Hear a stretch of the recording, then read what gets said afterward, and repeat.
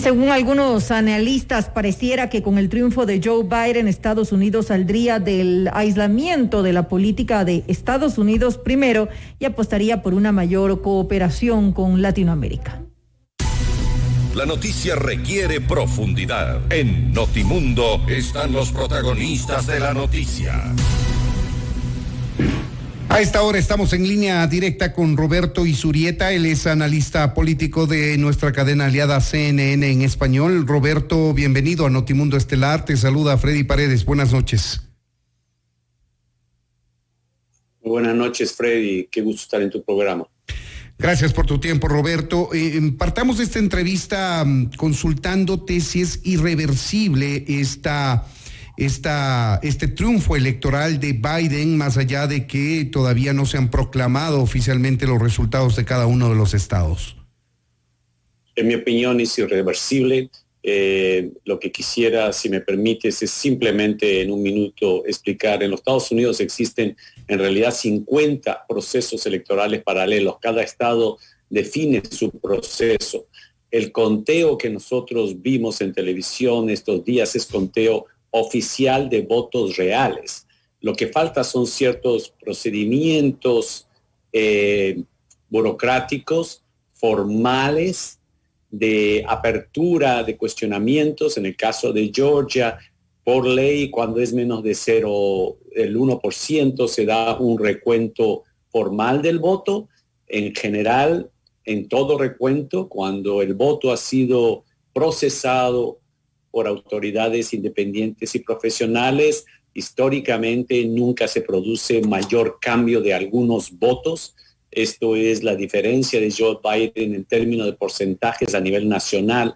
Va a ser superior a la de Hillary Clinton, más de 3%, y estará cerca de conseguir alrededor de 300 electores, cuando en realidad necesita solamente 270. Es básicamente lo mismo que consiguió Donald Trump. Son demasiados estados. En otras palabras, sí, en mi opinión es irreversible. Aquellas acciones judiciales que en algunos casos ya ha interpuesto el presidente Trump y las que va a interponer, ¿interferirán en algo en este resultado?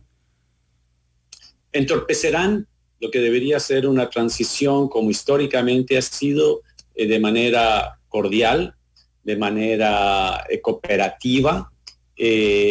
Hay alguna confusión en algunas personas que la transición o estos tiempos de disputa en la elección Gore-Bush llevaron a una disputa de 5 semanas. Es correcto, pero estábamos hablando de 500 votos en un estado que si con esos 500 votos se definía quién iba a ser el presidente de los Estados Unidos. En este caso no es un estado, ya son algunos.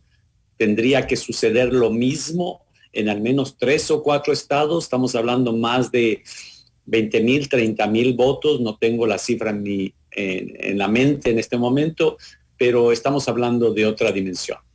De acuerdo, entonces pasemos a analizar sobre la posibilidad de que desde el próximo enero tengamos a Joe Biden como presidente de los Estados Unidos. ¿Cuál crees tú que va a ser su accionar? Ya lo ha dicho, va a delinear una política de combate al COVID-19, algo que no lo ha hecho necesariamente o con la energía que muchos estadounidenses hubiesen esperado al presidente Donald Trump, y de alguna manera se abrirá al multilateralismo, saldrá de ese cascarón en el que se metió Donald Trump. Sin lugar a dudas, con los países europeos, con la OTAN, en general se va a ver una política exterior mucho más formal, institucional, menos personal, menos emocional, un poco más estable, en el sentido que se ha sentido mucha inestabilidad, sobre todo con los países aliados. América Latina es una complejidad distinta, pero en general lo más probable es que el Departamento de Estado sea dirigido de una manera mucho más formal y de acuerdo a las políticas que generalmente se han ido estipulando, que sobrepasan un presidente u otro, pero son las políticas de los Estados Unidos en función de los intereses de los Estados Unidos. ¿Qué prevés que ocurre fundamentalmente en la relación de Estados Unidos hacia América Latina, que es lo que a nosotros concierne El Ecuador está ahora mismo, y tú debes conocer como ecuatoriano que eres y seguidor de la política ecuatoriana también, está en medio de un proceso, mejor dicho, iniciando un proceso de negociación para un tratado comercial, un acuerdo comercial con los Estados Unidos que podría haberse interrumpido con la salida del presidente Donald Trump, que ha dado luz verde para que esto ocurra. No soy un experto en política exterior ni en qué punto estaría ese acuerdo, pero me atrevería a estimar que está mucho más en el lado de las intenciones. Un acuerdo comercial es un proceso sumamente difícil que pasa por el Congreso y después es autorizado por el presidente de los Estados Unidos. En general, las políticas de Biden serán mucho más de acuerdos más que bilaterales, de acuerdos multilaterales. De ahí, por supuesto, tienes un enorme campo de maniobra en preferencias arancelarias. En general, las relaciones yo pienso que van a ser buenas porque el Ecuador, sobre todo en los últimos años, ha dado muestras del reconocimiento de la importancia de la relación comercial y política, sobre todo después que ya no dio custodia a un personaje que había en realidad interferido y que estaba interviniendo no solamente en la política de los Estados Unidos, sino mucho más grave, que lo hizo durante la campaña electoral hace 4 años. Eso es muy grave. El hecho que el Ecuador ya no esté dando custodia, en este caso a Assange, yo pienso que fue un cambio de la relación que se ha expresado en los últimos 2 años. La política migratoria, Roberto, seguramente cambiará hacia América Latina y hacia el mundo y probablemente sea menos cruel de lo que ha sido hasta ahora la política de Donald Trump, más allá de que hay que anotar que en el gobierno de Barack Obama, demócrata, hubo más deportaciones, como se ha dicho. No, en términos de deportaciones hubo más o menos lo mismo. En realidad lo que necesita los Estados Unidos es una reforma de inmigración integral. Eso fue una oferta de Barack Obama. No se logró cumplir porque recordemos cuando él llega a la presidencia, y en realidad solamente tuvo 2 años donde tenía Congreso, Senado, como para realmente avanzar en una reforma migratoria, pero enfrentó la presidencia en la mitad de la crisis económica del 2008. Entonces, el primer propósito, el primer objetivo estratégico político fue los paquetes de ayuda fiscal para la reactivación económica, salir de la crisis brutal que se vivió en 2008-2009, y después de eso la reforma de salud, que es lo que está en cuestión ahora en esa elección. Entonces ya no tuvo campo de maniobra para la reforma de inmigración. Cuando no tenía campo de maniobra para la reforma de inmigración, llegó a un acuerdo con los republicanos para que la apoyen a condición que siga una política de control fronterizo y de migración mucho más agresiva para, asegurando esto, pasar una reforma de migración. Los republicanos después no cumplieron su parte y Barack Obama quedó con esa mancha.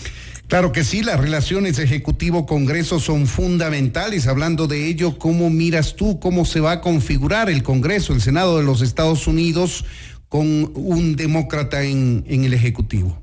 Esto es interesante porque en realidad Biden gana con más del 3% en el voto popular, terminará ganando con alrededor de 280 o 300 electores de colegio, miembros del colegio electoral, mantiene la mayoría en la Cámara Baja y está en disputa el Senado. Y está en disputa el Senado y no se resuelve porque exactamente un estado que ha sido históricamente republicano, que es el estado de Georgia, ganó en el conteo oficial, ganó Biden.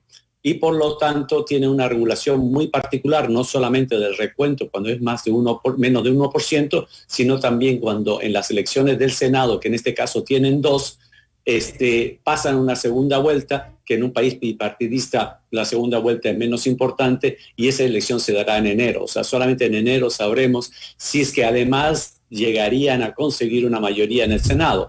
Es un objetivo difícil, pero eso es lo que está en disputa en el mismísimo estado que estamos ahora recontando los votos, que pasó de un partido, porque históricamente ha sido republicano, y ganó Biden en esta última elección. ¿Cuáles son los cambios que esperan los estadounidenses en la política interna de los Estados Unidos, lo que le afecta al estadounidense de a pie, el tema de economía, de generación de empleo, el tema de impuestos? Yo diría que en primer lugar es una emoción. Esto es la emoción que significa el tener un gobierno o un presidente que no sea tan polarizante, que no busque constantemente la confrontación, un presidente que sea un poco más, y no encuentro mejor palabra, después encontraré una mejor y quizás me arrepienta de esto, que haya más silencio político. El silencio político muchas veces, o bajar el volumen político, ayuda a la economía y ayuda a los ciudadanos para que vivan sus vidas. Efectivamente, la pandemia, la política del presidente Trump de negar la pandemia y decir que aquí no pasa nada y que lo hemos vencido, ha demostrado ser devastadora en términos de vidas y de enfermedades y, por supuesto, agravó las consecuencias económicas de la pandemia. Yo pienso que estamos cursando otro reto, otra nueva ola, pero al mismo tiempo estamos en una situación donde los ciudadanos hemos aprendido muchísimo más, aunque no está demostrando su efectividad, pero sobre todo en centros urbanos se practica mucho más las prácticas básicas. Existen mejores tratamientos y el anuncio del día de hoy de la posibilidad de rápidamente en las próximas semanas que sea aprobada en carácter de emergencia una vacuna. Todo esto da un respiro. Entonces lo que se vive sin lugar a dudas es algo así como que se ve la luz al final del túnel. Es esa sensación que se vive ahora. Eso es lo que yo siento, por lo menos. Una pregunta final, Roberto, porque el tiempo nos impide extendernos. ¿Qué va a pasar? ¿Qué prevés que pase tú con relación a la guerra comercial con China? ¿Esta se va a atenuar? ¿Se van a buscar acuerdos? ¿Qué va a pasar? Yo creo que va a ser menos eléctrica, menos inestable, menos abrupta. Los intereses de los Estados Unidos están claros, los intereses de China están claros y tiene que sentarse en una mesa de negociación de manera formal, pero la táctica que ha utilizado Trump de anunciar una medida abrupta, después echarse para atrás como una técnica de negociación y de estrategia, produce muchísima inestabilidad y en el fondo no ha dado mayores resultados. Entonces pasaremos en general a políticas mucho más formales, predecibles y que busquen realmente solucionar los problemas. Pues bien, ahí tienen ustedes, amigos oyentes, una rápida visión del tema político interno de los Estados Unidos y de su política internacional, que sin duda nos afectará a nosotros también. Queremos agradecer a Roberto Izurieta, él es analista político de CNN en español y compatriota ecuatoriano, por cierto, que vive largos años en los Estados Unidos. Roberto, muchas gracias por habernos atendido. Muchas gracias, Freddy. Buenas noches.